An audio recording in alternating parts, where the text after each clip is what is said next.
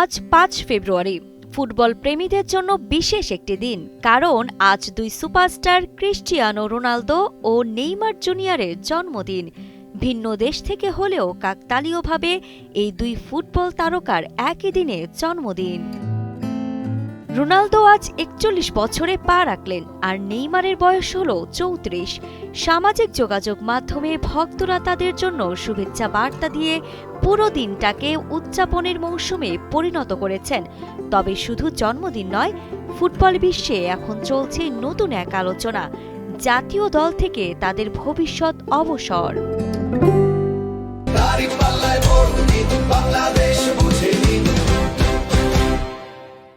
Ronaldo বয়সের ভারে থাকলেও এখনও দুর্দান্ত ফর্মে আছেন।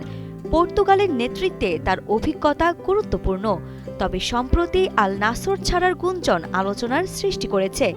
এদিকে নেইমারের ভবিষ্যৎ কিছুটা অনিশ্চিত। চোটের কারণে অনেক সময় মাঠের বাইরে থাকতে হয়েছে তাকে।